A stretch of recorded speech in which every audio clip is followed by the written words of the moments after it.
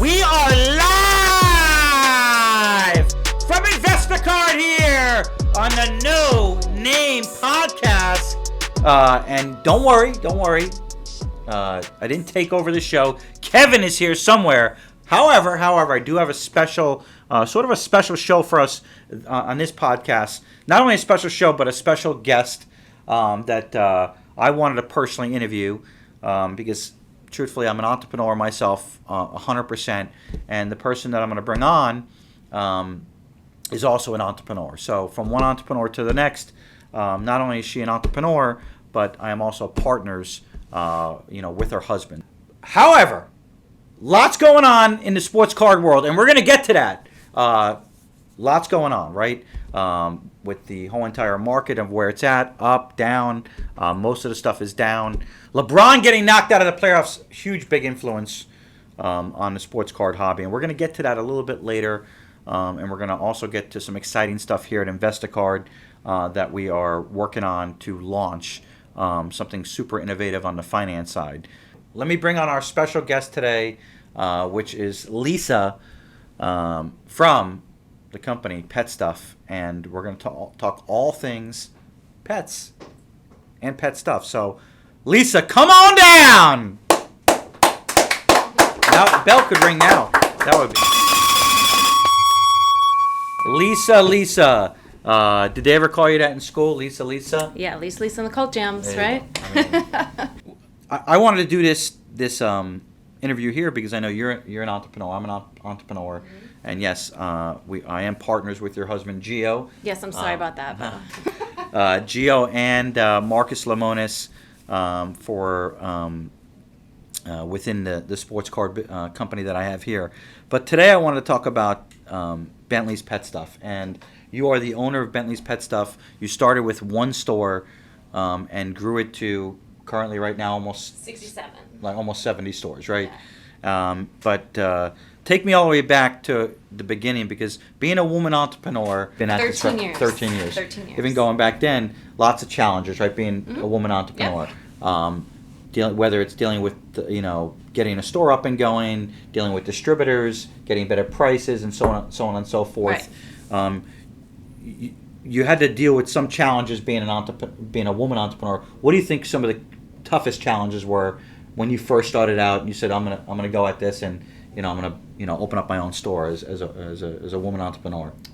So there wasn't a ton of women opening up pet stores back then, and I think some of the challenges, even going to our distributor shows or our big global shows that we would attend to, and dealing with some of the brands and stuff, even if my husband came with, sometimes they tend to talk to him first, and he'd be like, no, you have to deal with her because she makes all the decisions, and you're the one that has to convince her to bring on your product. So, sometimes there's that misguided step, but there's all kinds of challenges, and the best thing you could do is just move forward and move past and keep going forward and not get hung up on that stuff and, prove them wrong. Sure. Run right through them. Right? Exactly. Run right through them. Even though, this is a sports card podcast, we're running a business here, and we're entrepreneurs, and whether we're doing sports cards or we're selling pets, right, a lot of it is relatable, right? Dealing with customers, servicing the customer, yes, growing your business, dealing with employees, yep, making mistakes, doing things differently, each and every time. What do you think motivated you to start Bentley's? Where did that come from? The motivation came from I actually had changed my diet and felt better and was moving forward with that, and then when we adopted Bentley, we wanted to have the best for him, and I started going to stores like ours before I opened ours, but I realized they didn't have the selection that I wanted. We don't do any food or treats from China. We don't do anything with byproducts, corn, wheat, or soy. So there was stores that had better products, but they still had the not so great products, So I wanted to create a footprint where the customer didn't have to think about it. They knew coming into our stores that we did the research for them. They could easily shop, they could buy whatever and feel confident about what they were purchasing without having. So it's kind of like, you have grocery stores and then you have Whole Foods, right? When you go into Whole Foods, pretty much what's in there, it's a good product. That's what we wanted to be in the pet industry. So speaking of Whole Foods, and I know that they've been growing by leaps and bounds over the last probably 10 or 15 years. They got acquired by Amazon. Right. That specialty type customer that they're looking to take and separate themselves from like the other big box, supermarkets. In your industry, Petco, PetSmart, probably your biggest competition in terms of big box stores. Going online too. Online, Chewy. of course, Chewy. Over the last few years, going into Bentley's pet stuff, it's like going into like a Whole Foods, right? The specialty, you're going to take care of the customer in a different way. Customer service is like top notch. Yeah. I get all the reviews sent to me every day. And I look at them all, and you can bet that anytime we get anything that's not a 5-star review, I reach out to the stores. Sure. We want to maintain that customer service. Just like you guys are very customer service oriented, it is super important in our industry because they can go other places. They can go online. They can go into other stores for us. Just like you guys, there's options out there. So Sure. we want to make sure we're always top notch. Definitely servicing the customer. Of course, in our business, we're servicing, a collector or an investor with sports cards. They can send their cards to a lot of different consignment platforms, right? For them to choose us, that's how we acquire customers. And even on the retail side, for them to go on to one of our live shows and purchase from us and spend time with us, right? They can spend their time anywhere. But for us to get them to spend their time, whether it's on a Monday night, a Sunday night, a Wednesday night, whether it's to come to our booth in one of the shows and to sign up as a partner and spend some time with us, servicing the customer is key. So that's one of the key things that we are doing over here at InvestaCard. Specialty products that you could find in Bentley's that you may not be able to find, let's say, in Petco or PetSmart. Give me like one of the key items that maybe you'd be able to find at Bentley's, but you wouldn't be able to find at like PetSmart. So like one of the foods is from, it only sells to independent stores, so they wouldn't be able to find that in those types of stores.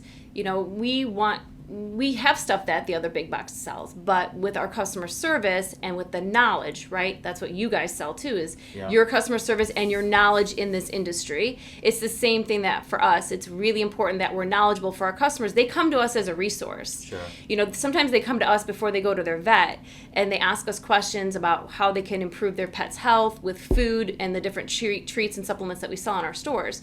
It's the same thing with you guys. You guys give that extra knowledge and that extra care, which builds that confidence in our customers. And that's all we want to do, is build confidence in our customers so that they come to us first and we're their resource, and not going into the other stores where they could potentially buy some of the same stuff that we sell, because there is crossover. Not everybody is exclusive, but they come to us first because they know they can trust us, and that's how we win our customers over, is building that trust and that confidence, knowing that they're our customer for the life of their pet, not for a transaction. Sure. Transactions. Now, we don't want to be in a business where we're just doing, transactions, right? If you're just building a business of just transactions and you're not short-lived. Short-lived, you're not taking care of the customer, you're not servicing, you're not building. So in the last 5 years, you grew from like, one or a couple of stores to 67 stores. Take us real quickly through that and how you grew that so fast. Was it a combination of you guys acquiring other stores, or were there stores that you started from scratch, that you built up from scratch, or was it mainly you guys went out and acquired stores because you could do it better and So it's a combination of both. We opened up we had 5 stores that we opened up. And then, our idea was to start acquiring stores. Stores were coming to us, and we were actually getting asked if we would buy them locally. And then we met Mr. Lamonis, and went on the Profit, and he's been an excellent partner, super supportive of our ideas and our growth, and helped us tremendously with the big picture stuff. And my husband is a really good salesman, as you know, and went and got a ton of stores to acquire, with a combination of opening up new stores too. So we were able to do new stores, especially in the markets we were well known in like Illinois and Wisconsin and that stuff. So we opened up stores and we acquired stores through growth, and it all kind of happened pretty quickly in the last 5 years. Sure. And what I know you touched on Marcus Lemonis. We recently did a deal with them with your husband through a new fund called Be Loyal Investment Group, and which owns a portion of InvestaCard. They've come in here to help us take this thing to the next level, help us grow on the technology side, on the process side, and sort of transform this company from just a transactional company to a a fintech. Right. Finance technology company within the sports card market. So, and just in the last probably few months that we've been together, we've grown quite a bit on that, and we've learned, right? Yeah. So, You made no mistakes, though, right? Never make a mistake. Right. Never make a mistake. So, your experience working with Marcus Lemonis and their team has been, a huge, I think, lift and success, Yes. For the company. And he's done that with, a lot of companies, right? He's, of course, he owns Camping World, but there are a lot of other companies that maybe the viewers don't know that he owns that are pretty successful, right? Right. A couple of them down here in the South Florida area. I know that you got to visit maybe while you were down here, one of them or two of them, or like, what are some of the other companies that... Skinny Latina, that line, she does sauces and she's opening up a restaurant, so that was really good to see. We got to meet her and see her space that's going to be opening up this fall, so we're excited about that. But yeah, I think a lot of people don't realize, with Marcus, it's he's involved, but he doesn't get in the day-to-day stuff. So I think he knows that he trusts you, he trusts us, to carry out that business. He's there for, like I said, like the big picture stuff. And when you need him, he's there for you. So I think that's what's great about his partnership too, is that he does let you make decisions. He does let you make mistakes too, right? So that, Sure. That's how we grow and learn. So Yeah. And I've been watching his show from the beginning, and of course I went on during the quarantine, and he was doing a live show, and I got to pitch him on there, and here we are today, right? So the world is, the way things, fall into place, it's amazing. But before Bentley's, were you always, did you ever think that you were going to run your own company, your own business? Did you have that entrepreneurial spirit maybe, growing up? Or I think, most of my jobs as an adult were 100% commission. So I think, it's Revenue almost the same, right? right? Yeah, like you're responsible for what you make. So I've always had that drive to do more, be more, make more type thing. So, Sure.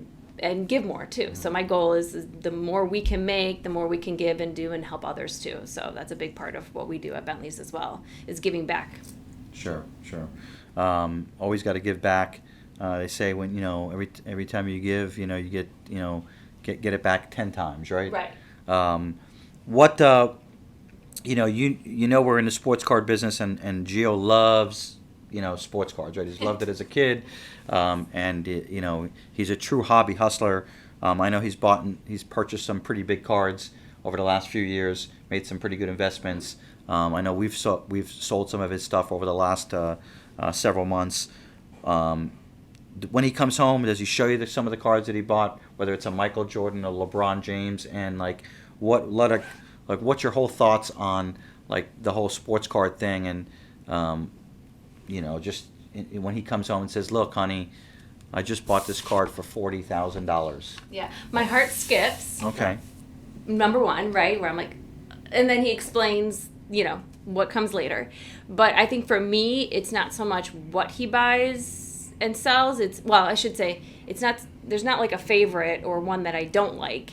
But when he buys some that hit home, so like we're from Chicago, so we're huge Bulls fans. So when I see the Michael Jordan and the Scottie Pippen, I want to cling to those and hold on to those because I get emotional with Sure. that. Even with Giannis, Milwaukee Bucks are in our backyard. So, we would go to those games as well. And our boys are huge fans of the Bulls and huge fans of the Milwaukee Bucks. So those are the ones that I get emotional. And he's like, but I'm selling it next week. And I'm like, no. But I get it. It's a business. For me, that's my emotional part because I want to keep them for our boys for, just because it's kind of hits home. Yeah. But you guys have a business and, buying and selling. And I know your customers get emotional too. That's why they're buying them and that's why they're collecting them and Sure. holding on to them as well. So, there's that flow of like, do I make a business decision or is it an emotional one? Sure. It's one of the toughest things for us is, getting, a collector or someone that wants to sell their card or, get to that point where they're ready to give up on that card. Right. And because it's an emotional attachment. And I think one of the main things, we're creating this financial product that if somebody's attached to that card, if they've got an investment in that card, now we've got a product where they don't even have to sell the card, right? Oh, that's fantastic. They want to pull some capital out of the card. They can pull some equity out of that card and keep the card. And you maybe use that money and leverage the equity in that to maybe purchase another card that they want, or maybe another investment. That's a great idea. Whether they're trading in crypto or stocks or real estate or what have you, and maybe they're sitting with a card that's worth $50,000. Maybe in a down market, maybe not, but they don't want to. They need the capital, but don't necessarily want to sell it. They don't want to let go. Right. With our new product, they can. Which is great for somebody take like an me. advance on it. Yes. That gets emotional with those cards. Correct. So creative stuff like that. I mean, listen. Whether I think people who collect, whether it's sports cards or art or cars, you're attached to it, right? You do. You have an emotional attachment to a certain extent. That's the biggest challenge that I think that we go through here. What do you think is the least favorite purchase that Gio made in terms of least favorite card? I don't really have one of those because he doesn't show me them all, I'm sure. And that's probably why I don't want to know all of them, because I probably will have more least favorites than favorites. But I don't really have one in particular that comes to mind. What are the plans for Bentley's pet stuff? Where do you see yourself maybe in 5 years? Do you see yourself still in the pet industry? Do you see yourself maybe being an entrepreneur and starting something else from the ground up? I think we always have ideas flowing, right? Yeah. Like you just can't help it. Like you are getting creative with this business, right? Yeah. Where they don't have to sell their card, but they can leverage it. So we're Yeah. always trying to think of what's the next play, what's the next step, what's going to be the next trend. For us, it's just we have always wanted that growth path. So growing is always going to be key, but we're going to do it in a different way, right? Like we're now going to be offering franchises. Nice. So, it won't be all corporate owned. It won't be all us. It'll be some franchise owners mixed in to that as well. So we'll be able to expand even faster that way. So we're really excited about that because that's a big avenue and a big jump for us. If, the advice that you could give somebody out there, another woman entrepreneur that wants to get started, she's got a passion, whether it's for pets or what have you, wants to own her own business, what are a couple things that you might tell someone that could be watching or that's an entrepreneur? Yeah, that's a woman entrepreneur. Try not to listen to the noise, the negativity. It's tough. I opened up this first store in 2008, and I had customers coming in, and I'd hand out free samples, and they'd be like, "That's great. Where else can I buy your food in case you shut down?" Well, in 2008, a lot of stuff was shutting down, and I don't blame them for that. But luckily, I didn't listen to the noise and the negativity, and you just... Okay, that's that opinion of that customer. Where's the next customer coming in? How am I going to get that next customer? And just driving yourself forward and not listening to the negativity is going to be super key, because in the beginning, it's very easy to get caught up in that. And you want to make every customer happy, and you will do that in the beginning. And then as you learn, as your customer base grows, it's just impossible. You're not. You just need to make sure you're being fair as you can be. Yeah, you can't be everything to everybody. You can't. So. And our type of business, just like yours, it's not for everyone, right? No. Like we're a specific type of pet food store. Somebody that's just looking for the cheapest food is not going to shop in my stores. It's just not. It's health conscious people. So you're also got to remember your customer base is only so wide as well. So you have to take care of them, but great, adaptable too. Great points there.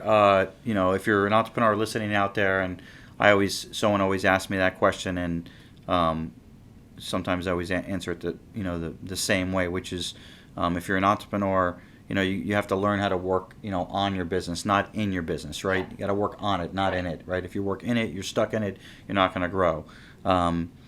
Last but not least, how many times in your house, have you heard live from INVESTACARD in the last few months? How many? Every time I click on my little Instagram, I'm like, oh, there's Eddie.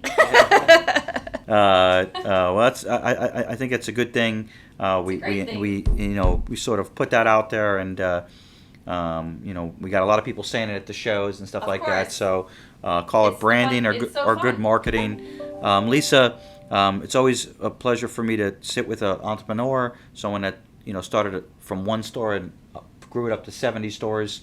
And I appreciate you coming in here and spending some time with us and telling us your story. Good luck, and I hope you can grow this to, I don't know if you want to, but thousands of stores, right? We don't have a number, Yes. so we're good. However it goes. I am sure that this is not the last time that we'll be doing some type of interview. We do appreciate you coming down here. Make sure you check it out. If you Bentley's Pet Stuff. It's petstuff.com is the website Yes. too. Bentley'sPetStuff.com. You can order online. A lot of outside the box products that you can't find in a lot of and retail wise, you are located. Tell them in what states. We're in 8 states now. So Illinois, Wisconsin, Indiana, Michigan, California, Georgia, and Montana. Bentley'sPetStuff.com. Bentley'sPetStuff.com. Make sure you check them out, Lisa. We appreciate it, and we shall see you soon. Well, that was a great interview, right? Always good interviewing other entrepreneurs, not only is Lisa a great entrepreneur, but her husband is also a great entrepreneur, Gio. Not only does he has been a big part of growing out the Bentley's Pet Stuff brand, but he's involved in many other companies, including INVESTACARD, right? So you've seen him on a lot of the some of the videos, and I think that you're going to continue to see him on some of the videos, and especially on our reality show that we are doing. When we go live with our brand new financial product, we're going to be doing a reality show and giving you an inside look into a sports card company and showing you how they're going to evolve from a traditional sports card transactional company into a financial technology company. Make sure you go follow Hobby Hustlers. I know that Kevin should be around here somewhere. I know we're supposed to talk about some sports. I surely can't do the show, the whole entire time here. So, all right, Eddie. I mean, that's it. I'm Yeah, up. I thought this was my podcast. Come on. Yes. Well, yes. And I'm in your chair. So why don't we, ladies and gentlemen, we are live from InvestaCard. Welcome Kevin into the podcast right here. Kevin, I appreciate you giving me your seat. Yeah. For the first half of the podcast. It's pretty warm. Yes. Well, I'm a hot guy. What can I tell you? Here's your drink. So lots of things going on in the sports card world, right? This is the No Name Podcast here. We are live from InvestaCard, and yes, we don't have a name yet. No, I mean, Maybe I think we'll keep people it. like the No Name Podcast. However, we are still taking names, right? If you can send in your names to us, DM us, comment, whatever, and if we pick out that name, we've got a really good prize. We are going to come up with the name. We're going to pick out a winner. But for right now, we're just rolling with the No Name Podcast, right? Might as well. And speaking of rolling, the NBA is going to roll on without LeBron James, as he has been eliminated from the playoffs, and that has a big influence on the sports card world. I'll let you speak about a couple of things. I know that you've got some things on your mind. I'm done. You out of here? I'm going to sit right here and I'm going to listen in, and I'll be your special guest. Yeah, absolutely. What's going on, guys? Welcome to episode 7, right? Episode 7 of the No Name Podcast now. And thank you to Lisa for coming on and, talking a little bit about her business. And thank you, Eddie, for conducting the interview in my absence. But yeah, like you said, lots of stuff going on in the sports card world. LeBron gets eliminated. His cards are dropping in price and dropping rapidly. So, that's a very interesting thing to keep an eye on in terms of LeBron prices, especially where they were a couple years ago to where they were a year ago to where they are now, and even to where they were just a few months ago when they were at an all-time high. So what are you thinking about LeBron? I think that the cards still have a bit of a ways to go down. That's what I think, based on the data that I'm looking at, and I've been tracking this. I say this all the time. I spend a lot of hours here working a lot of stuff, but when I go home late at night, I'm usually working on the data, and I've got my computer open and I'm tracking like the top 30 or 40 top selling cards, and I'm watching it every day. And I've been doing that for the last few months now. And from what I see is that, on some of the cards, a lot of the base cards, and of course maybe even on some of the LeBron cards, I think maybe the worst is yet to come. And the hobby grew pretty fast, and especially on a card like, let's say, the Topps Chrome PSA 10, which it's got it doesn't have really a low pop. I think that that card at one point was around $40,000 during the big uprise, and then it came back down, and then it went back up a little bit, and then it's recently come back down to where it's at right now. I think floating around that $14,000 or $15,000 range. I think it's got a little bit more room to go. We could see that card somewhere in that $11,000 or $12,000 before it sort of settles in and maybe has an opportunity to go back up.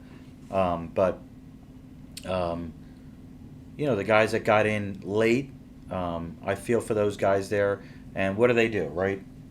They could either sit on those cards right now, sit on the card, or they can find an alternative way to maybe pull some equity out of that card without selling the card, right? You can go ahead and sell it, great.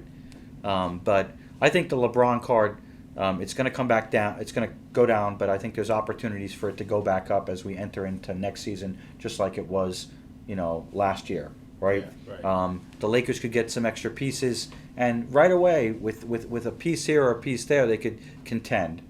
They're always going to contend, right? Got LeBron James. Yes.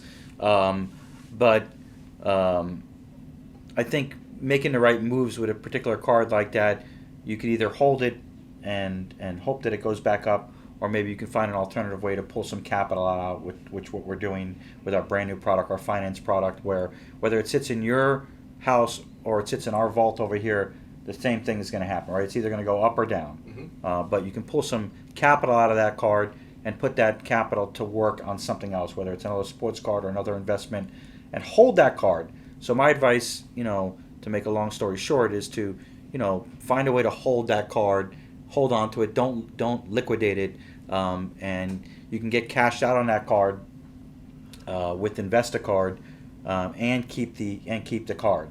So there are a lot of cards in that example, and I think Kobe falls into that category. I think that a lot of some of the not some of them, the Jordan cards fall into that category, and the Brady's, and several other ones. There's probably about 10 or 12 ones that I've been looking at, but the market is in a sort of a strange spot right now. You had a lot of people that came into it hyped up, and now in the last 3 months the market has been all red for the most part. Sour taste, and some people's maybe they're looking to get out of it. New people are always going to come into it, but I think a lot of the cheaper base cards and those slabs are going to continue to tumble. So a lot of that stuff, you should try and sell off and then take the money and put it into like a bigger card, right? Something that has some opportunities to go up over the next couple, 2-3 years. And don't look at this like just from a short term, but look at it from like a long term basis. I think this past couple of days ago, even Gary Vee finally, sent out a tweet that this is a 100-year asset class, right?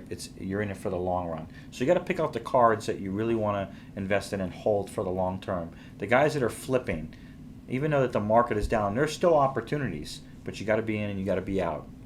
There's still opportunities to pick up that 20%, 25%, especially if you're buying right. But I was on a show a couple of days ago, and they asked me, should we send cards out now that PSA and Beckett is shut down? Yep. For the most part, should we send our cards out to other grading companies, right? And my answer to that question is, if you think that the prices are going to go, if you think that the prices are bad on low-end, mid-range PSA slabs, right? What do you think they're going to be in these other company slabs, right? Not a lot of data, not a lot of transactions. I say don't have a knee-jerk reaction. Hold on to your cards. Wait till PSA opens back up over the next 2-3 months. Make some moves there when they do open up. Don't go and send your cards out to an unknown grading company that doesn't really have any transactional sales or real good data. Unless you just want to keep that card in your private collection. If you want to keep that card in your private collection because you like that player, and you're buying the card, not the grade or not the grading company, then that's great. Yeah, send it out to one of these other companies, and when the time is right, and you want to sell that card, then maybe crack it and send it to PSA, or Beckett, and that could be 4 months, 5 months, 6 months, 10 months, a year down the road.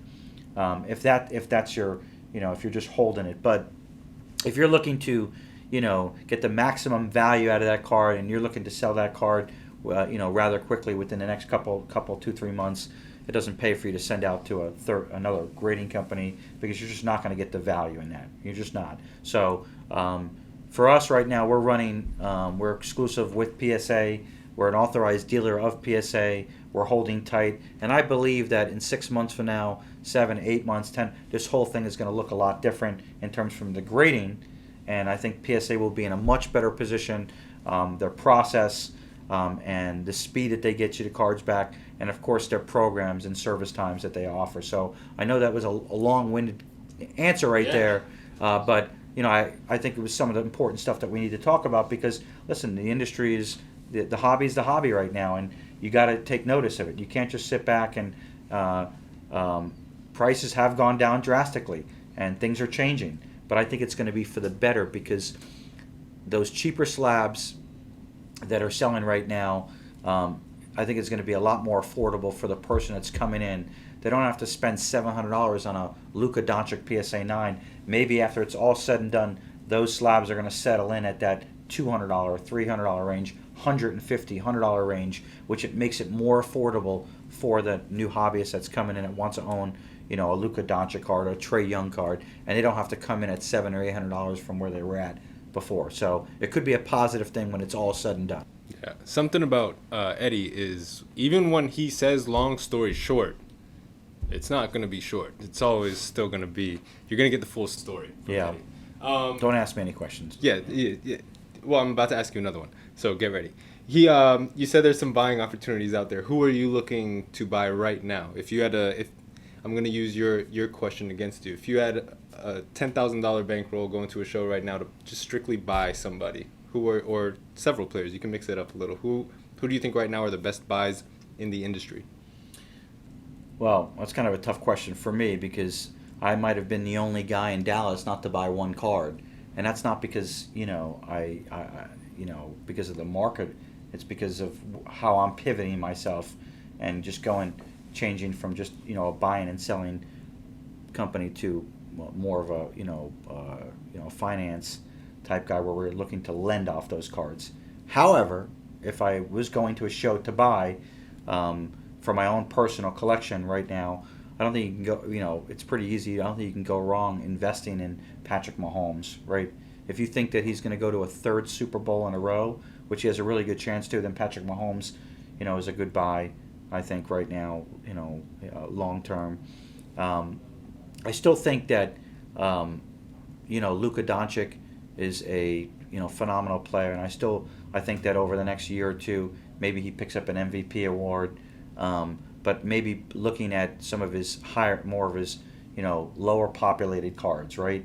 Instead of buying a Prism base or a silver, maybe you're looking for a red ice, or, a colored card, or a numbered, auto card. Because I think those low populated cards are going to have a lot of room to grow. I think that's what, at the end of the day, the collectors, that's what they're looking for, the low pops. And you see it with the sales of cards as well, because we see a lot of stuff coming down in price, but it also seems like every few weeks you're seeing new records selling. I think it was the Babe Ruth that just sold recently that broke a record for highest selling card. It was a private sale, so they didn't come out with the price, but it broke a record. So it's like you're saying, the stuff that's harder to find is going to be the stuff that continues to grow in price, and the higher populated stuff like the Luka Doncic base PSA 10 Prism rookie, you see continuously as the population gets higher, the price continues to drop. So supply and demand, right? Exactly. It's like that in any industry. And even though the market has been down on a lot of that stuff, the market has been up on other cards, right? Yeah. High-end cards. I just saw a story, Golden Auctions just had one of their best, auctions where they did almost $50 million or some crazy number like that. So, and a lot has to do with some of the higher end, ultra higher end cards. Now, you got the ultra high end collector, you got the investors, the hedge fund guys that are buying up these cards, or some of these platforms that are doing fractional ownership. But I think that that market there is going to continue to grow out, and I think that you'll see like the Michael Jordan cards or the PSA 10 Michael Jordan. I think that card will bounce back, and I do believe that card will be $1 million card soon. That PSA 10 Michael Jordan. There's only 340 of them in the whole entire world, right? And that's there's a lot of people in the world, right? Yep. A lot of investors. But I think that card will bounce back. So that's a good buy right now. I think if we believe that card's going to be $1 million, then that's a good buy right now at where it's selling at. I believe it's sold for somewhere in that 300, a little bit less than that on the last couple of sales. And they always say, listen, if those big cards sell, the PSA 10 sells, then it sort of trickles down to the other PSA 9, the PSA 8. I think the PSA 8s are going for less than 10,000 right now, maybe 8,000. I think they're a really good buy compared to where they were at. So people are always going to want Michael Jordan, right? And people are always going to want LeBron James. And whether or not he continues to play or not, those cards are, that Topps Chrome, that'll bounce back, right? But it's going to take a little bit of time, right? It's going to take a little bit of time before it goes back up to that 18 or 20,000. That's why I don't have a knee-jerk reaction. Don't go and sell that card right now. Reach out to InvestaCard, and we'll show you how you can leverage that LeBron James Topps Chrome card. Take some cash out of it, and we'll show you how that when that card goes back up to 18 or 20, you can make up. You can take the money, that the advance that we give you, go out and invest it, and we'll show you a way where you can, make up the spread that the fee that we're charging to lend the money out. We're going to be showing a lot of that stuff in the upcoming weeks on a whiteboard, and we're gonna do that aggressively so we can show people what the program is and why, right? Why take out a sports card advance? Why? And that's we're pretty bullish on that. We're going to spend a lot of our time on that product, but a lot of opportunities, still a lot of opportunities out there, even in a down market. Don't get discouraged. Are we going into the junk wax era of slabs? I think so. I think there's opportunity there, right? If you have slabs right now that you need to, get rid of, or you're looking to sell, you're overwhelmed, you're waiting on slabs to come back from PSA, leverage our platform here in InvestaCard. We'll take the slabs in, we'll get them sold super fast on whether it's eBay or one of our live shows. We just partnered up with Whatnot, so we're going to have live shows on Whatnot. So if you want your slabs sold super fast, if you want a cash advance before they even sell on those slabs on our consignment advance program, that's the ticket right there. You don't have to go through the whole process of selling them on eBay and customer service and everything. So still lots of opportunity out there. Hopefully you'll reach out to InvestaCard and let us help you liquidate some of those slabs, or give you some insight on what your next move is on some of your high-end cards that you have. Yeah. So. Very exciting stuff. Being here every day, I get to hear a lot about the different products and the different, like the financial product. I'm excited for that. Gives people a way to get some money back out of the cards that they've purchased while not giving up the card that they own. So that's something that's exciting. It's something that's cool, especially for the collector who wants to go out and buy some more slabs and try to make some profit in the meantime, and while they leverage the card that they want to hold. So a lot of exciting stuff here. What else we got going on? Anything else? Well, we're getting into the heat of the NBA playoffs, right? And then before you know it, football season is going to be coming back around. We're going into June, July, right? OTAs are starting. I know that we've got there's been a lot of action on football cards over the last, at least I've seen in the last few shows that we've gone to. Speaking of shows, we're going to be live from Philadelphia this coming week at the Philly show. They haven't had that show for almost 2 years now, and that was almost like a mini national. So we're excited. We're going to be front and center in Philadelphia. We got a beautiful booth right in front. We're going to be showcasing the consignment advance product, and of course we are also going to be hopefully sort of doing a light opening of our financial products. So if you're going out to the Philly show, and you want to learn more about our financial product and our sports card advance, stop by the booth. We are going to be doing some fundings out there, so look for us out there in Philly. We're going to be in Dallas sometime next month, I believe, and I think we're also going to be in Denver, and there's also a show in Vegas. So we've got some shows coming up over the next couple, 2-3 months, and we're going to be front and center with our financial product, right? So you can get funded right at the show. Everything's fully automated. You can sign the agreement, and as long as you have the card there, you can get funded. But I know that it seems like, with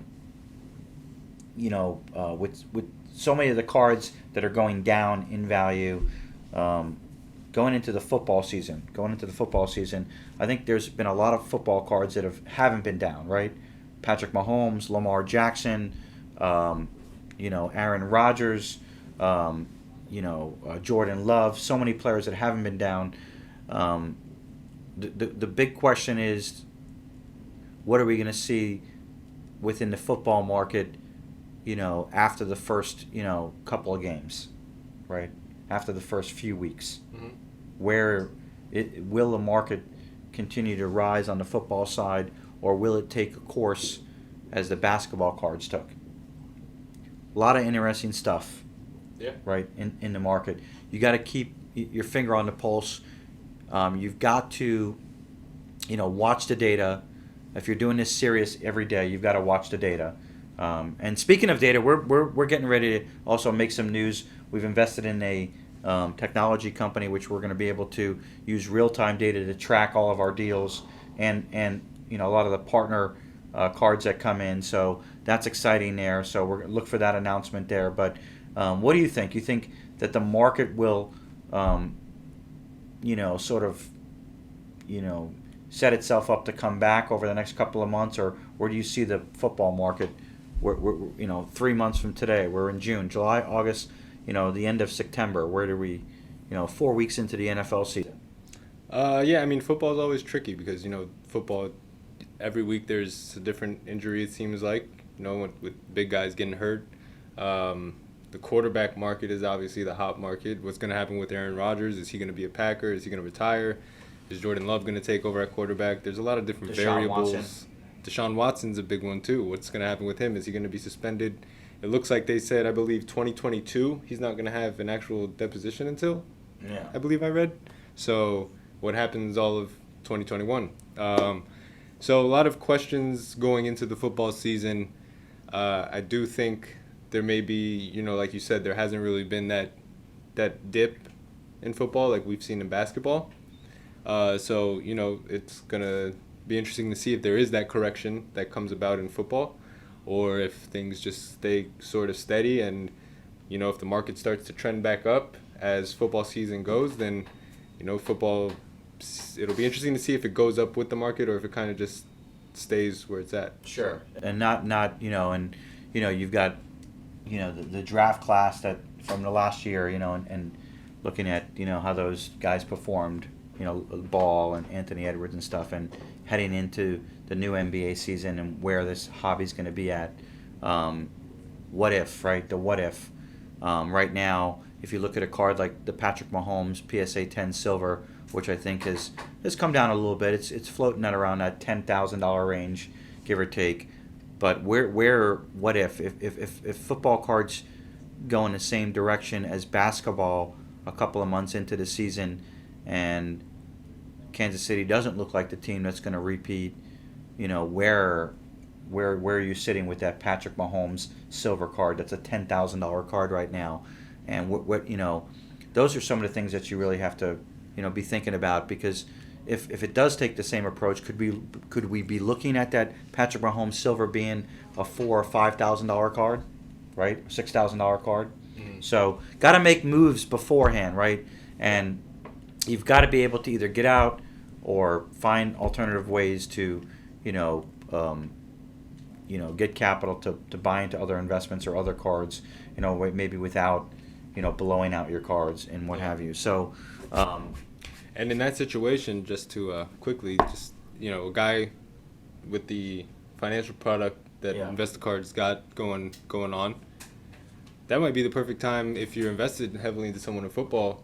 They get hurt, you know the card's going to probably go down in value. Sure.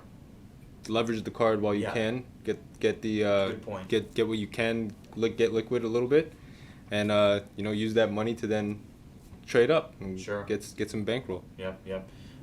I think that we're going to see a lot. The industry is going to look a lot different over the next 6 months, and I think with millions and millions of cards sitting at PSA, you got to think about this for a matter. Millions and millions of cards sitting at PSA. Eventually, all those cards got to be sold, right? Whether they are sold for an ROI, eventually all that money needs to be put back into the hobby, right? That's what we're hoping for, right? The money, we need liquidity in the market, right? And speaking of liquidity and speaking of that, I'll tell you, I know that we had one special guest on, but I know I saw him a little bit ago, and I figured, why not? Let's have another special guest. And the guy that can probably explain this, because we were just having this conversation before I came on the show, and I said, you know what, you should explain it that proper way. But if we're going to be live, we might as well have Gio in here because we just had Lisa in here. So yes, we are live from InvestaCard, and we just bring on special guests real quickly here on the No Name Podcast. So Gio, I know you love talking about numbers and the hobby and everything. Take that seat right there, Gio, who's one of the partners here at InvestaCard. With Marcus Lemonis and I don't need the Eloy. sheets. Let me see my script. Sheet. So tell you. Be positive. Yes. Be positive. You have millions of dollars of ROI captured at PSA. However you want to cut it. You have a bunch of money. Even if it's in a lower market, I understand. Even if the cards drop a bit when they all hit, because let's all assume it's the same 3 cards loaded up at PSA. 99% of the cards in PSA were bought cheaper than the value of what they will sell on the open market. True today, even in a down market. When that liquidity gets freed up, that's our next buying cycle. There's a lack of liquidity in the market right now because most of us don't have unlimited funds to put out. Most of us sent 57 cards at PSA with an unrealized gain of 12 grand. I'm making the number up. It might be down to 8,800 right now, but you're still going to get the 8,800. So don't panic. Be grateful for companies like InvestaCard because I'm the buyer of the LeBron 10 all day if Eddie's right in and hits 10,000, 11,000. G at marcuslemonis.com. I'll buy them all. Because then I'll just borrow against it and play the flipping game because right now it's a liquidity issue. There's more customers than there's ever been. But we're in a rare industry where money can get tied up, and it's not a knock to PSA, not a knock to BGS, but their moves are tying up hundreds of millions of dollars into a spot you can't have access to it. Because if I said to you right now, would you have sent your raw cards back then, ever knowing there's a time where they'd get locked up for as long? The answer probably would be no. And the market gets, the healthiest the market is when you can get your time frame from purchase or acquisition in whatever form to liquidity down to the shortest amount of time and the most predictable amount of time. We all need to have some empathy and compassion for ourselves. It's hard to play the investing game with these unknowns of how long is it going to be till I get my card back? What's the market going to do? So please don't fret. Don't sell your holy grails. If you are, I'm a buyer. Look at InvestaCard's new platform or whoever else can help fill the void from. It shouldn't only be selling your card as the way to get liquidity for your assets. Think about housing. You don't sell your house to get liquidity. You take out a home equity loan, you refinance. That's what the market's coming up with right now. Yeah. But stay positive. I'm telling you right now, people will get more ROI as the PSA slabs come back, and that's your buying cycle. And you're going to buy, and remember, multiple things can be true. Takanda car, buying a Luca 10 Prism, At 780, if it hits that, he's going to be doing cartwheels because he remembers seeing it at 2,000. You're going to be excited selling it because you're like, I got it for $30 raw. I sent it to PSA. Yeah, I waited 800 days for it, but I sent 80 of them in now, and I can buy a Michael Jordan rookie by selling them. So I promise you, when the liquidity cycle is healthier than it is right now. We are in an unhealthy liquidity cycle in our business. The two biggest providers of it, PSA and BGS, are pretty much shut down, right? Mm-hmm. And then the other one is you have to sell your card as the only way to get liquidity. So learn everything about numbers, leverage your assets, go for the ROI, but please don't panic. And if you panic, I'll buy. All right, Candicard? So to put it in basic terms, you get a Luka for $100 raw. Yeah, yep. And you send it to PSA. Yep. And like you said, they were going for almost $2,000 at one point. But now, even at 780, if it's not a card you want to like and you put it on eBay the next day, what's your grading fee on that card? On the Luka raw. If it's a 20-day, $20. Okay, so you're in 120 plus whatever time value. These are the guys we're talking about, 20-day guys who are still waiting. So. Who are still waiting, right? So you're in 120. Let's say you want to fire sale it lower than the lowest guy, and you net $700. That's $600 that more than likely is going to re-enter the market, right? At least some of it. Most of it. I would recommend to you, if you're going to be in the market, dump as much fresh capital as you can when stuff's 49% down. What's amazing to me is how much money enters in at peaks and doesn't come in valleys. But your dollar is worth more today in the sports card market than it was 78 days ago. Mm-hmm. You know what I mean? And if you want to use LeBron James as the rounder, use it on him. I think it's a silly thing because I think in 3 years, when Giannis is in the league for 8 years, Luka's in the league for 6 years, you're going to respect more of what LeBron was able to do because in the next 10 years, most of the wins are going to get divided out. Mm-hmm. You're not going to have a him or a Tom Brady ever again going to that many Super Bowls, that many championships. But just think about it. The raw cards are at PSA, right? More than likely, with grading fees and the acquisition cost, even in a down market, when they come back, and can we agree most people that sent raw cards to PSA sent them to sell right when they get them back? Absolutely. Perfect. When those come in and those people sell, and I get it, and I appreciate it, and I feel sympathy. I'm one of us. We're all making less than we did 4 months ago.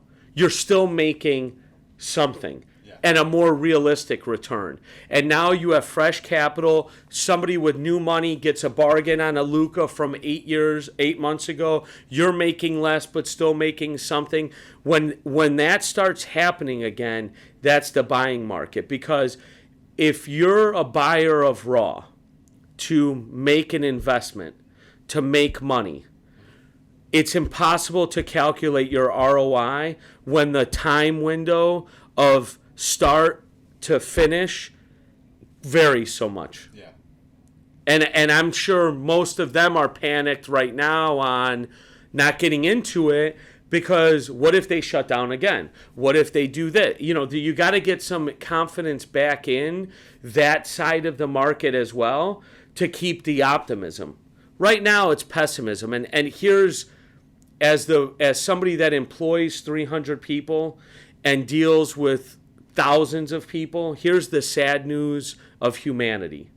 Bad news and pessimism travels way faster and louder than optimism and positivity. Yeah. It just is. So it's easy now to say it. But yes, your example, I'm 100 in on Luka. I pay $20 for grading. 5.5 years later, however long PSA is taking, I get it. I sell it to Candicard for $780. I have 780 back to redeploy to the market. What's more than likely to happen is I sent 39 different cards to PSA. So now I have 17 grand liquidity to redeploy the market. And now if I'm that guy and I'm looking at a LeBron James PSA 10 that was 40 and is 14.9, and I just sold 31 RJ Barrett's, Luka's, and Zion's, I'm ecstatic. Yeah, absolutely. Right? And if I'm the owner of the LeBron James PSA 10, I'd never sell it right now. I'd call InvestaCard and say, what will you advance me against that? Because I want to go buy more right now. Yeah. And Eddie said one guy told him, well, why would I send you my cards to have them locked up in your vault? And my answer to that is we do it with PSA all the time. And it doesn't change the value. And it doesn't change the value. Wherever it's sitting, and we've actually sent it to PSA and had it hijack longer. Yeah. At least here you could say sell it or I'll pay it back. I'll pay my advance back. I want it today. Mm-hmm. Can you get your raw cards back from PSA right now if you wanted to? I can't. If I gave you that offer, would you? Get my cards back? Yeah. Depends how long. I know. It would be an interesting, but stay optimistic. I promise you when there's confidence in the time frames and that locked up liquidity, because here at InvestaCard, Josh spends most of his time trying to work on technology to calculate the potential value, correct? Yeah. What do you think the potential value is of the cards at PSA? I mean, yeah. You could say 200 million. I could say $1 trillion. I don't know who's closer. Right. But that's locked up. That's sucked out of the market. You understand that, right? Yeah. That liquidity is gone because the guy with the raw money it's out, and he doesn't feel it as an asset right now because it's locked up and can't be touched.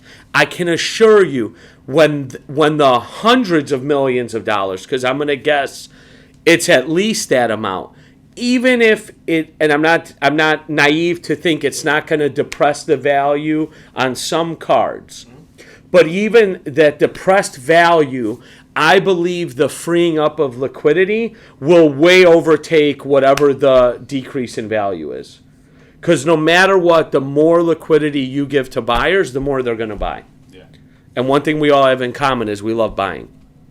Do we? Is that fair? Absolutely. I hope I filled into Eddie's warm seat and my wife's. He keeps the seat very warm, right? Is there a temperature thing under here or something? Have something hidden. Who's your NBA Finals pick? The matchup? I like the Nets out east, obviously, That's and good. then what a stretch. Okay, so we know who's the. I went out on a limb early in the season when I picked the Nets, and I'll tell you who I'd like to see. I'd love to see Phoenix. Okay. Because I really would love to see Chris Paul get a ring. Okay. So Phoenix and Brooklyn. Do you think Phoenix would have to go through who? The winner of the Clippers Mavericks? No, it's going to be Phoenix Denver. Okay, Phoenix Denver. Interesting. And I think whoever wins that series wins the West. Because the other side is the winner of the Clippers, Mavericks. And Utah. God, poor Utah gets no love, dude. Hey, Dwayne Wade's a part owner in Utah now. And so. Yeah. And Donovan Mitchell said that was his best friend and mentor and everything. Yeah, Donovan Mitchell is very, shows a lot of Dwayne Wade in his game. Does he? Yeah, I like Donovan Mitchell a lot. Nice. Thank you for having me on. Yeah, before you go, you mentioned about good news. Yes. And bad news. And I just want to give some good news while we're here. Because Bryson, and I read the story earlier this week, and I said I wanted to put it on the podcast this week. In Bellevue, Washington, Bryson had a Pokemon collection. His dog got sick, and they couldn't afford the surgery. So Bryson sold a big portion of his Pokemon collection to help afford for the surgery. How old is Bryson? Bryson is 8 years old. Oh my gosh. And so the Pokemon company caught wind of the story, and there was also a GoFundMe that his mother set up for the dog, and they only needed $800 was the goal, and the donations exceeded $5,000. So can he buy his Pokemon cards back? The Pokemon company sent him a pack of rare Pokemon cards. Oh, is that awesome? So I just wanted to end the podcast with some very good news. Yes, just if the worst problem you have today is that your Luka Prism PSA 10 is down from an artificial number, enjoy life. Because you know what I love? The people bitching the most about how low their cards are now were the ones that would bitch about how people like me that sold their cards were the devil, right? Like, because my wife's biggest argument with me is she actually cares about the cards. And I'm like, I don't, like, I like them, don't get me wrong, but I don't mind buying them and selling them hundreds of times over. Can't get attached. But it is ironic where the people that were like, oh, don't sell at, I don't know how you didn't sell LeBron 10 when it hit 36, let alone 38 or 39, because the only reason to not sell it back then was if you thought you'd never have another opportunity to buy it lower, right?